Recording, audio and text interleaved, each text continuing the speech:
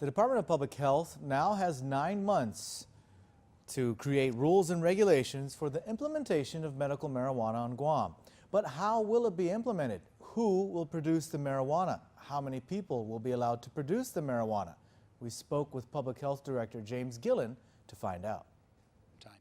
And we haven't decided right now, okay, and it's still early on, about how we want to do the licensing process, because I think there will be any number of people who will qualify, meet our requirements, but we only need maybe 3, you know, because of the population and the size. Public Health Director James Gillen says if there are more than 3 applicants to produce marijuana, he plans on having a lottery to pick which 3 will get the license. We don't want to get into a bidding war. We don't want to get into one of these GSA things where people are going to protest and do these kind of things. So we may, if we can think our way through it, have some kind of a lottery, so that we'll assume that everybody who applied, once they meet all of these, you know, credentialing things, has an equal opportunity, and we'll just draw lots. I mean, it'll be that, and that's how they do it in Arizona. It's just like a lottery. And Gillen has been in contact with Arizona officials who are in charge of administering Arizona's medical marijuana program.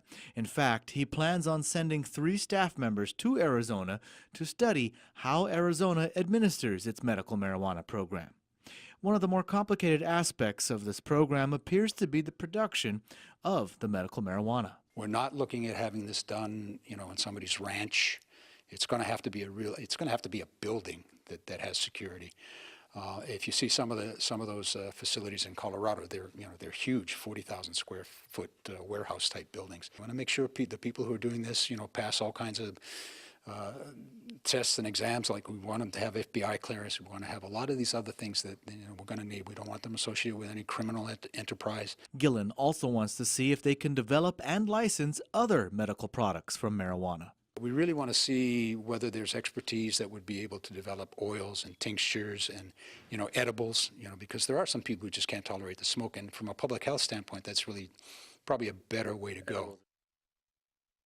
Gillen stresses that all of these ideas are still in a draft phase. He says his goal is to produce the rules and regulations in less than 9 months. Then the proposed rules and regulations will be shown to the public, and then the public will be allowed to comment on them before they are sent to the legislature for final approval.